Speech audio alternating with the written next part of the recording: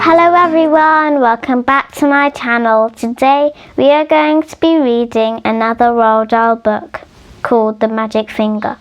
Let's begin. Our characters in this story are Girl, Philip Gregg, William Gregg, Mr. and Mrs. Gregg.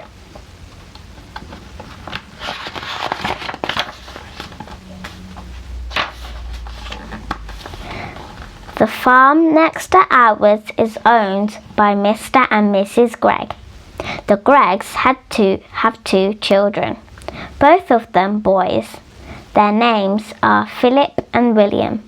Sometimes I go over to their farm to play with them. I am a girl and I am 8 years old. Philip is also 8 years old. William is 3 years old. He is 10. What? Oh, all right then, he is 11. Last week, something very funny happened to the Gregg family. I am going to tell you about it as best as I can. Now, the one thing that Mr. Gregg and his two boys loved to do more than anything else was to go hunting. Every Saturday morning, they would take their guns and go off into the woods to look for animals and birds to shoot.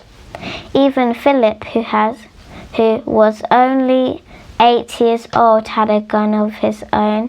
I can't stand hunting. I just can't stand it. It doesn't seem right to me that men and boys should kill animals just for the fun they get out of it.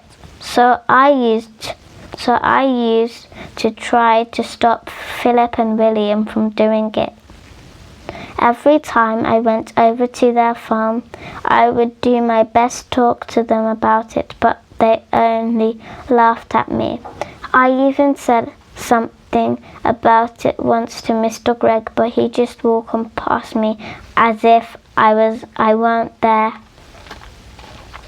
Then one Saturday morning, I saw Philip and William coming out of the woods with their father, and they were carrying a lovely young deer. This made me so cross that I started shouting at them.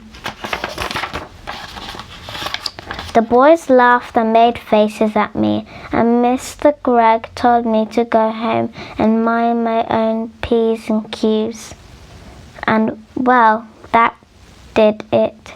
I saw red, and before I was able to stop myself, I did something I never meant to do. I put the magic finger on them all. Oh dear, I even put it on Mrs. Gregg, who wasn't there. I put it on the whole Gregg family. For months, I had been telling myself that I would never put the magic finger upon anyone again, not after what happened to my teacher, old Mrs. Winter. Poor old Mrs. Winter. One day we were in class and she was teaching us spelling. Stand up, she said to me, and spell cat. That's an easy one, I said. K-at, cat. You are a stupid little girl, Mrs. Winter said. I am not a stupid little girl, I cried. I am a very nice little girl. Go and stand in the corner, Mrs. Winter said. Then I got cross and I saw red, and I put the magic finger on Mrs. Winter, good and strong. And almost at once, guess what?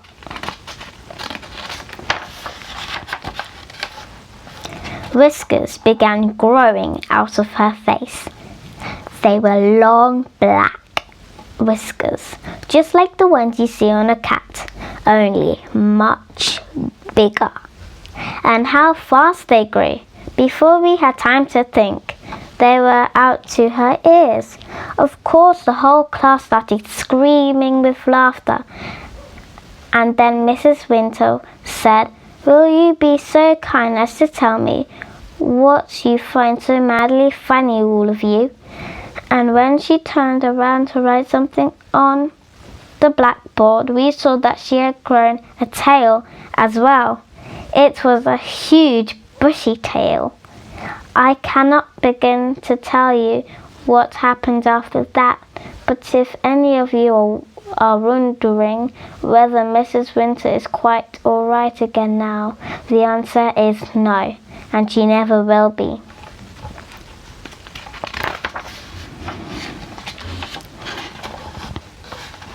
The magic finger is something I have been able to do all my life. I can't tell you just how I do it because I don't even know myself. But it always happens when I get cross. When I see red, then I get very, very hot all over. Then the tip of my forefinger of my right hand begins to tingle most terribly. And suddenly a sort of flash comes out of me. A quick flash like something electric. He jumps out and touches the person who has made me cross. And after that the magic finger is upon him or her and things begin to happen. Well, the magic finger was now upon the whole of the Gregg family, and there was no taking it off again. I ran home and waited for things to happen. They happened fast. I shall now tell you what those things were. I got the whole story from Philip and William the next morning after it was all over.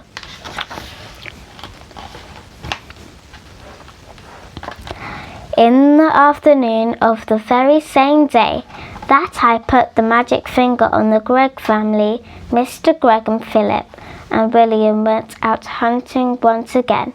This time they were going after wild ducks, so they headed towards the lake. In the first hour, they got 10 birds. In the next hour, they got another 6. What a day, cried Mr. Gregg. This is the best yet. He was beside himself with joy. Just then 4 more wild ducks flew over their heads. They were flying very low. They were easy to hit. Bang, bang, bang went the guns.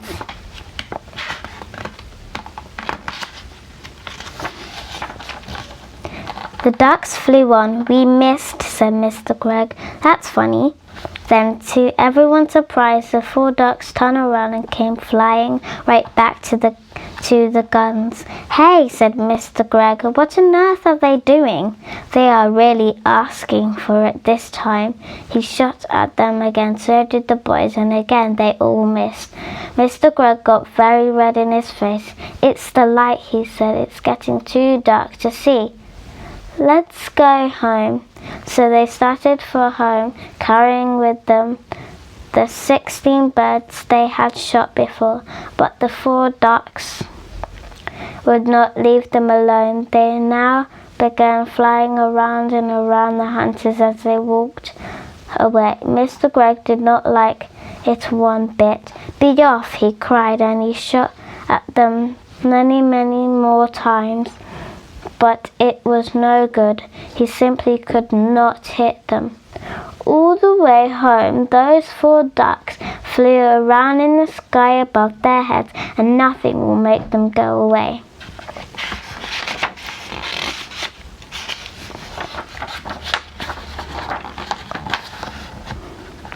Late that night, after Philip and William had gone to bed, Mr. Gregg went outside to get some wood for the fire.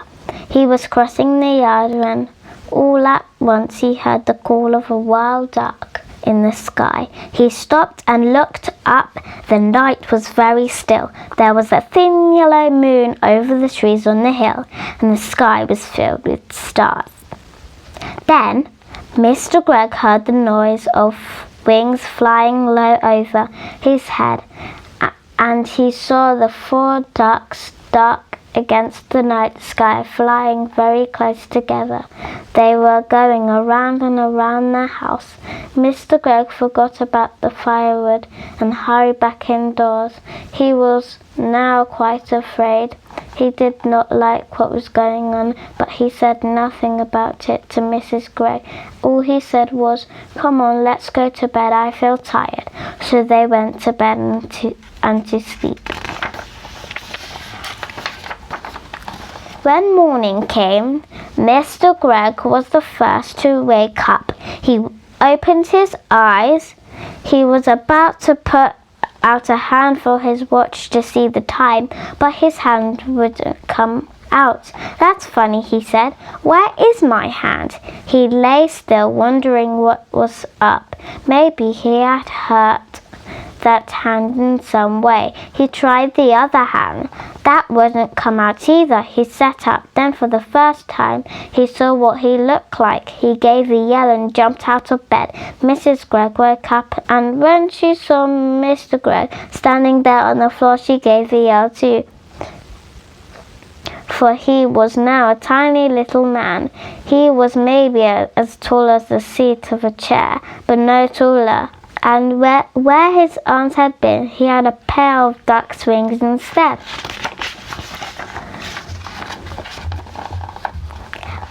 But, cried Mrs. Greg, going purple in the face. "My dear man, what's happened to you?" "What's happened to both of us, you mean?" shouted Mr. Greg. It was Mrs. Greg turned now to jump out of the bed. She ran to look at herself in the glass, but she was not tall enough to see into it. She was even smaller than Mr. Greg, and she too had got wings instead of arms. "Oh, oh, oh, oh!" sobbed Mrs. Greg. "This is witch's work," cried Mr. Greg, and both of them started running around the room, flapping their wings. A minute later, Philip and William burst in. The same thing happened to them. They had they had wings and no arms, and they were really tiny. They were about as big as robins.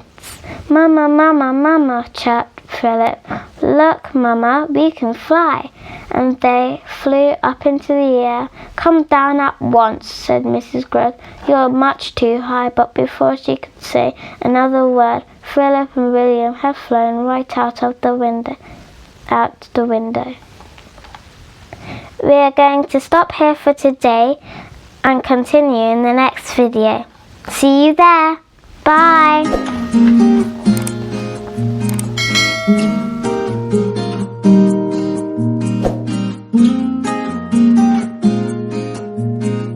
Mm-hmm.